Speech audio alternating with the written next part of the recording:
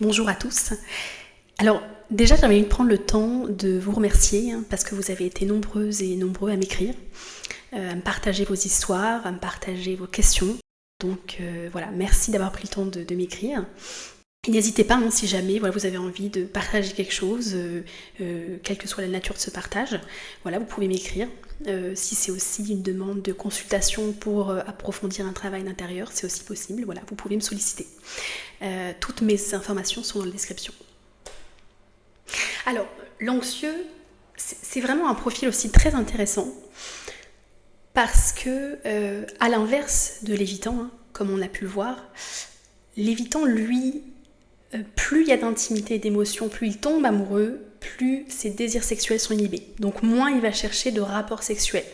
D'accord ? Il y a vraiment une peur de l'intimité. À l'inverse, l'anxieux, lui, ses peurs, d'accord, son angoisse de séparation très forte, va au contraire suractiver ses besoins d'intimité sexuelle. Donc, chez l'anxieux, il va vraiment avoir une demande très forte de besoins sexuels très tôt dans la relation. Il va vraiment rechercher rapidement le rapprochement sexuel parce que pour lui, la sexualité, c'est le moyen de créer un lien superficiel. C'est le moyen de créer une connexion. Parce que comme il y a une insécurité, d'accord, c'est pas seulement la recherche de plaisir libre et l'envie et le fait d'avoir une forte libido, c'est le fait que ça lui permet de sécuriser le lien. Puisque, comme on l'a dit, il y a une insécurité intérieure. D'accord ? Donc c'est sécuriser le lien dans l'extérieur, dans le rapprochement physique, la sexualité, etc. Ce contact physique, il est tellement important pour l'anxieux que c'est plus que même un simple besoin de sexualité, d'intimité. C'est vraiment dans l'enfance, d'accord ? Il y a des études qui montrent que l'enfant anxieux, qui a été identifié comme anxieux ambivalent, lorsqu'il n'est plus en contact physique avec sa mère ou son père, va avoir une dépression du corps. C'est-à-dire que le tonus musculaire ne tient plus, parce qu'il y a un stress intérieur. Donc c'est comme si finalement c'était quasiment un mode de survie pour l'anxieux, où le fait d'être en contact physique avec sa figure d'attachement va le sécuriser, va vraiment l'apaiser de manière vitale quasiment. Donc c'est pour ça explique en fait pourquoi le contact physique est aussi important chez l'anxieux depuis la tendre enfance. Donc ce besoin d'intimité est tellement fort, d'accord ? Donc là on voit bien que l'anxieux, c'est je me sens au mieux dans la proximité, l'évitant c'est je me sens au mieux dans la distance. Donc on voit bien que pour une relation anxieux-évitant, on voit bien la problématique. Un qui veut beaucoup de proximité, qui en a besoin pour se sécuriser, l'autre qui a besoin de beaucoup de distance pour se sécuriser. Le besoin de contact physique chez l'anxieux peut être parfois, pour certains anxieux, pas pour tous, mais va être tellement omniprésent et important, que ça peut aussi développer certains comportements, notamment d'addiction à la pornographie, ou d'être... très souvent, regarder des séries sur des relations amoureuses, lire des livres avec des relations amoureuses, intimes, énormément chercher à vivre en fait une sexualité, une intimité par procuration, au travers de films, de livres, de tous les moyens possibles, pour apaiser ses angoisses. C'est pas du tout, comme je le disais, une pure libido, c'est que c'est vraiment une façon de se réguler émotionnellement, de s'apaiser, d'apaiser le système nerveux. Donc ça peut avoir des comportements un petit peu extrêmes. Un autre aspect très important de la sexualité chez l'anxieux, ça va être le sacrifice de soi. C'est-à-dire que l'anxieux n'est pas du tout dans ses besoins à lui, ses désirs sexuels. Il est complètement focalisé sur le désir de l'autre. Il ne se demande pas qu'est-ce que je veux et je désire dans la relation sexuelle, il se dit qu'est-ce que je peux faire pour que l'autre reste. Donc ça va être vraiment, il va se laisser complètement absorber par le désir de l'autre et va vraiment chercher à le satisfaire sexuellement. Donc ça peut même aller jusqu'à où il va avoir des pratiques sexuelles qu'il ne veut pas, qu'il n'aime pas, mais qu'il va quand même faire, qu'il va quand même pratiquer pour satisfaire son partenaire. Donc vraiment s'oublier. Et c'est pour ça que des fois, l'anxieux ne comprend pas pourquoi il se sent insatisfait dans sa vie sexuelle, alors qu'il peut avoir beaucoup de sexualité, mais il en est insatisfait, parce qu'il oublie ses désirs. Il n'exprime pas ses désirs, il n'ose pas imposer ses désirs à l'autre, que ce soit un lévitant ou autre. Et de fait, il s'oublie complètement et ça l'empêche de s'épanouir dans cette sexualité. Chez l'anxieux, en fait, le sentiment de soi est minimisé par rapport à la peur, en fait. La peur d'être quitté, la peur de l'abandon. Donc la sexualité, ça devient une monnaie d'échange. Ça devient une monnaie d'échange à je te donne ce que tu veux, je me sacrifie, je suis dans un altruisme où je m'oublie complètement pour toi, pour que tu restes, pour que tu m'aimes. Parce qu'il y a une telle insécurité intérieure qu'il y a vraiment cette idée, si je ne fais pas tout ce dont tu désires, tu vas me quitter, tu vas me laisser, tu vas m'abandonner.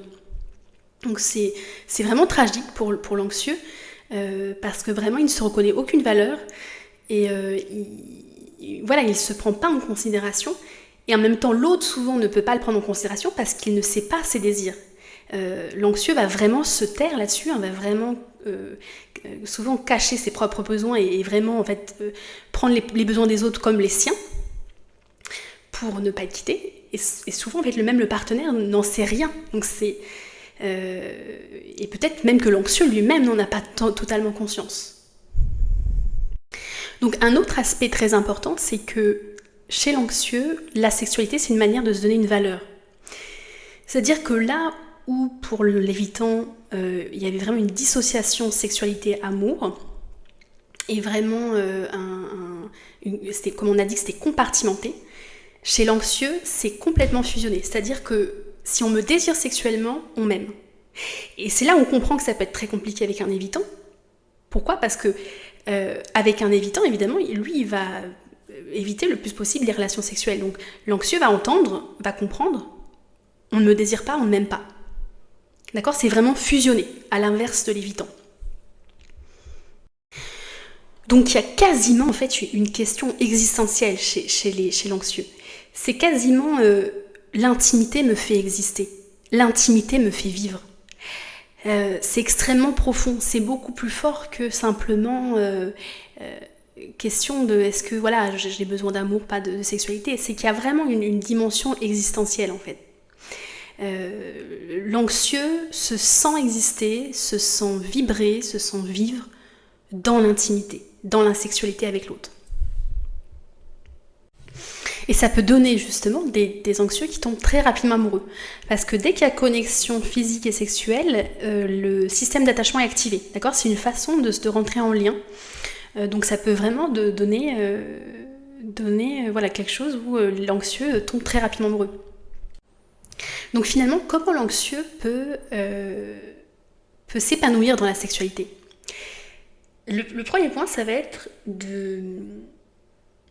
d'accueillir en fait le fait qu'il ait des besoins sexuels, de pas avoir honte de ça, d'accord ? Il y a un besoin qui est assez fort, de l'exprimer au partenaire, d'accord ? De le communiquer, de dire voilà, moi, quand je suis en relation, pour moi, être en contact physique, être dans l'intimité, c'est être aimé, c'est important, ça a vraiment son importance. Donc que l'autre en fait réponde à ses besoins sexuels, bien sûr en se respectant lui aussi dans ses propres limites, mais de trouver voilà un terrain d'entente où qu'il comprenne et qu'il intègre aussi que vous aimez, donc aimer l'anxieux, c'est aussi le toucher, être dans la tendresse, être dans l'affection, être dans cette intimité rapprochée. Donc vraiment de vraiment jamais développer de honte par rapport à ça, au contraire, d'accueillir ces besoins-là, qui sont tout à fait légitimes, de désir d'avoir des désirs, etc., de vouloir partager des moments d'intimité. Un deuxième point qui peut vraiment aider l'anxieux, c'est de se reconnecter à soi, d'arrêter de s'abandonner dans la relation, à l'autre, de s'écouter, d'écouter ses besoins, vraiment de se dire mais moi qu'est-ce que j'aime, qu'est-ce que j'ai envie d'explorer, qu'est-ce qui me plaît en fait, qu'est-ce que j'aime faire, qu'est-ce que j'aime vivre dans l'intimité, ça peut être quelle que soit en fait la forme que ça prend, ça peut être juste j'aime les bisous, j'aime les câlins, Et en plus, plus l'anxieux va être connecté à soi et va pouvoir s'épanouir dans la sexualité en vivant ce qu'il veut vivre, plus la relation va être... plus ça va être incroyable pour l'autre aussi, parce qu'en fait, inconsciemment, on ressent quand l'autre ne prend pas vraiment plaisir. Il y a vraiment quelque chose comme ça qui se passe où on ressent en fait quand même quand l'autre se donne et n'est pas présent ou n'est pas investi, etc. Enfin, ça peut vraiment au contraire générer quelque chose de bien, de vivre une sexualité, mais pour les deux qui est épanouissante.